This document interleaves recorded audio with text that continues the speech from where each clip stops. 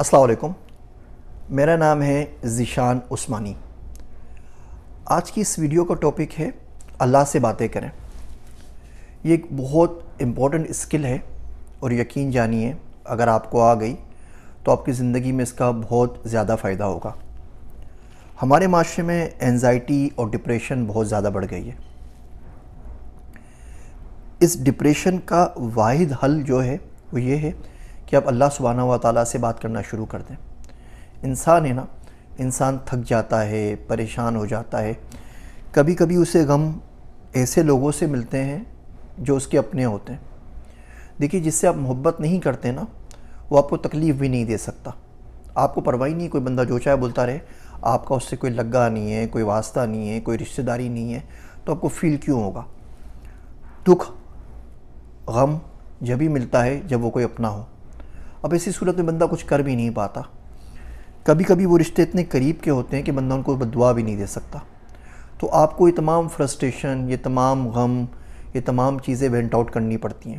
کسی نہ کسی کو تو سنانی ہے نا، اور دنیا میں پہلی بات تو سننے کا ٹائم کسی کے پاس نہیں ہے، اور اگر سن بھی لیا تو اس کا مداوع وہ نہیں کر سکتا، کوئی کتنا ہی کوئی ریسورسفل کیوں نہ ہو جائے۔ اللہ سبحانہ و تعالیٰ سے آپ باتیں کرنا شروع کریں، آپ کو انشاءاللہ تعالیٰ ڈپریشن کی اور انزائٹی کی بیماری نہیں رہے گی۔ اچھا، اس میں کوئی فارمیلٹی نہیں ہے، کوئی رکاوٹ نہیں ہے، کوئی پروٹوکول نہیں ہے، کوئی ریڈ ٹیپ نہیں ہے۔ جب چاہیں، جیسے چاہیں، جو چاہیں کہہ سکتے ہیں، جیسے چاہیں مانگیں۔ آپ کا اور آپ کے رب کے بیچ میں دوسرا بندہ کوئی کیا بول سکتا ہے؟ کافی عرصے پہلے ایک اردو کی وہ نظم سنی تھی، وہ دماغ پر جسے ثبت ہو گئی تھی۔ وہ کچھ اس طرح تھی کہ ایک چرواہا کسی جنگل میں تھا، یا ماہ کامل کسی بادل میں تھا، یاد مولا میں ہمیشہ مست تھا، آسماں اس کی زمیں پر پست تھا، یاد کرتے کرتے تھک جاتا تھا جب، چیخ اٹھتا درد سے پاتا سرتاب، تو میری کٹیا میں کیوں آتا نہیں، تو میری کٹیا میں کیوں آتا نہیں، کیا میرا جنگل تجھے بھاتا نہیں، آ اترا عرش سے گھر پر میرے، پاؤں دھو دھو کر پیوں گا میں تیرے، رات دن جھولا جھلاؤں گا تیرا، صبح اٹھ کر منہ دھلاؤں گا تیرا، بھیک در در مانگ کر میں لاؤں گا، پہلے تجھے کھلا کر پھر کھاؤں گا، کر رہا تھا وہ یوں ہی شور و فغاں، حضرت موسیٰ بھی آ نکلے وہاں، ڈانٹ کر بولے ابے بکتا ہے کیا،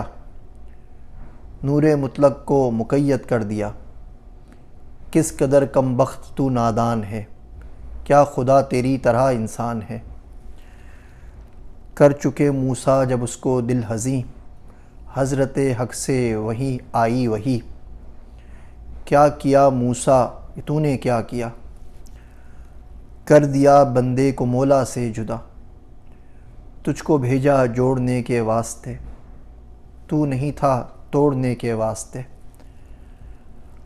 ہوشیاروں کا طریقہ اور ہے، دل جلوں کے اور ہی کچھ طور ہے۔ آپ کو پتہ ہے دل جلا کسے کہتے ہیں؟ دل جلا اسے کہتے ہیں جس سے اس کا محبوب بچھڑ جائے، جو اپنے چاہنے والے سے، اپنے یار سے دور ہو، اسے دل جلا کہتے ہیں۔ کیا آپ کو دیکھ کے ایسا لگتا ہے کہ آپ اللہ سے دور ہیں، کہ آپ اللہ سے بچھڑ گئے ہیں، کہ اللہ کو آپ نے کھو دیا ہے، کیا اللہ کو پانے کی جستجو ہے؟ ایک بچہ اپنی ماں سے بگڑ جائے نا تو کچھ بتانا نہیں پڑتا، ماں کے چہرے پہ نظر آ جاتا ہے کہ اس کا بچہ کہیں کھو گیا ہے اور وہ پریشان ہے۔ بچے کو بتانا نہیں پڑتا، وہ رو رو کے دنیا سر پہ اٹھا لیتا ہے کہ وہ ماں سے بچھڑ گیا ہے۔ اللہ کو اپنے پاس ہی رکھنا چاہیے، اللہ کو سمجھیں، اللہ کو سمجھائیں، اللہ سے آہوزاری کریں، اللہ سے لاڈ کریں، اللہ سے ضد کریں، اللہ سے مانگیں۔ نہیں مانگنا آتا اس سے پوچھ لیجئے نا۔ جو شخص اللہ سے ملنا چاہتا ہے، اللہ سبحانہ و تعالیٰ اس شخص سے ملنا چاہتا ہے۔ جو شخص اللہ سائیں سے مانگتا ہے، اللہ اس کو دینا چاہتا ہے۔ بخاری شریف میں آتا ہے نا، اللہ کہتے ہیں تہجد کے وقت پہلے آسمان پر ہوتے ہیں، کہتے ہیں کوئی ہے شخص مانگنے والا کہ میں اس کی پکار کو سنوں، کوئی ہے معافی کا طلبگار کہ میں اس کو معاف کر دوں. کوئی ہے جسے کچھ چاہیے تو میں اس کو دے سکوں. اگر آپ کو کوئی چیز شدت سے چاہیے اور بہت زیادہ طلب ہے اس چیز کی اور آپ تہجد نہیں پڑھتے نا, تو یقین جانیے وہ چیز آپ کو نہیں چاہیے. یہ کیسے ہو سکتا ہے کہ آپ کو بہت چیز چاہیے بھی, آپ کو طلب بھی ہو, آپ کو مانگ بھی ہو, آپ چاہ بھی رہے ہو اور پھر بھی اللہ سے نہ مانگیں؟ ہم میں سے کون ہے ایسا شخص جس کو اللہ سے کچھ نہ کچھ نہ چاہیے ہو؟ اور دنیا میں کون سی ایسی چیز ہے جو اللہ دینے پر قادر نہ ہو, اس کے باوجود بھی اس سے بات نہیں کرتے؟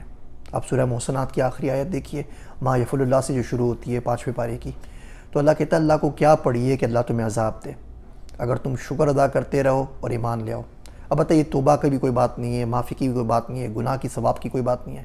اللہ بولتے ہیں شکر ادا کرتے رہو.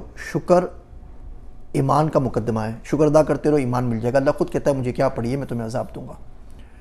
اللہ کا کوئی لگا تھوڑی ہے. تو اللہ سے باتیں کیا کریں, جو چاہے کریں, جیسے چاہے کریں, بس بولتے رہا کریں. رات کو سونے کے لیے لیٹیں, چادر اوڑھ لیا کریں, بولے اللہ میاں you know what happen, I wake up in the morning, پھر میں نے ناشتہ کیا, پھر یہ ہو گیا, پھر میں آفس گیا, وہاں پہ یہ صحیح ہوا, یہ غلط ہوا, بینک کا کام پھنس گیا تھا, پوری رودات سنا دیا کریں اور سو جایا کریں. آپ دیکھیں آپ کی زندگی پر اس کا بڑا مثبت اثر پڑے گا.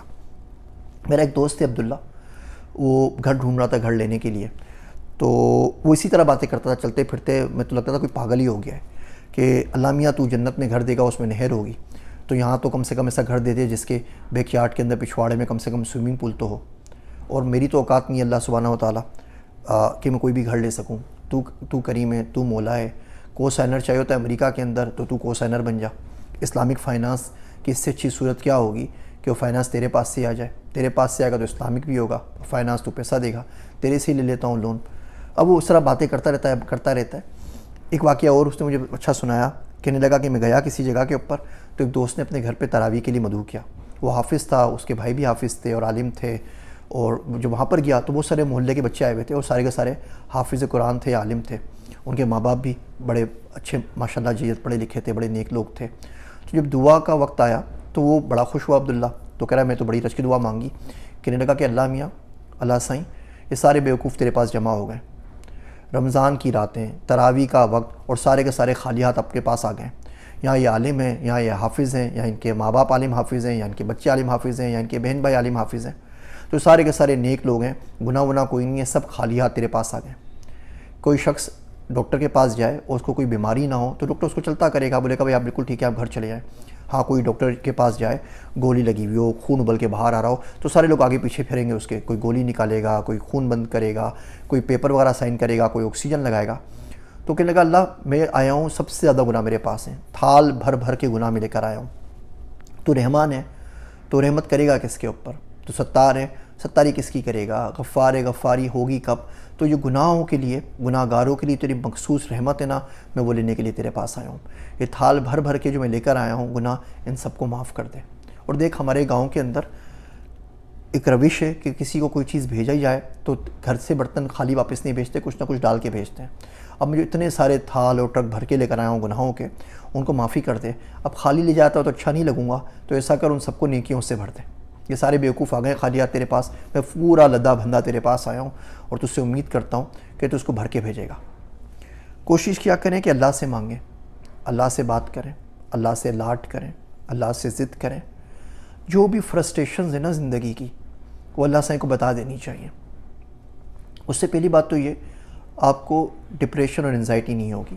جب اللہ سے مسلسل مانگتے رہیں نا, تو اللہ آپ کے قلب کے اوپر سکینہ نازل کرتے ہیں. بڑا دل اطمینان مطمئن ہو جاتا ہے کہ ٹھیک یار کسی بڑے کو کہہ کے سن لیا, اب سکون میں آ گیا ہوں.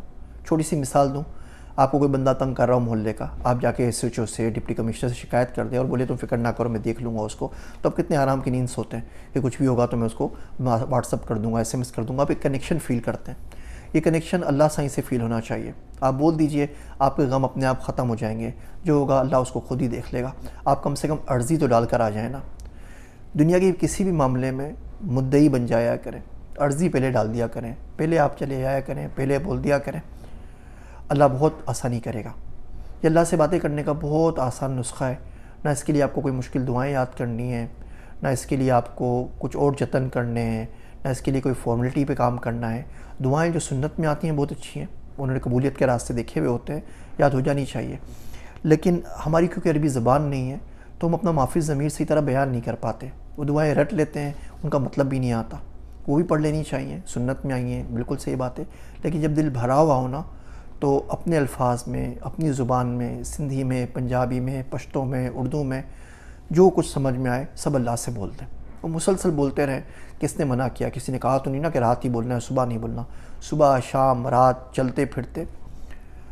آپ کو کوئی شخص دیکھے نا تو اس کو بولنا چاہیے کہ یہ شخص اللہ سے بچھڑا ہوا ہے.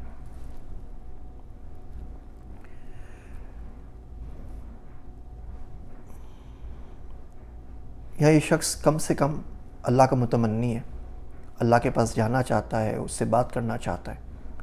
دیکھیے آج رمضان کی بڑی رات ہے, 27ویں شب ہے.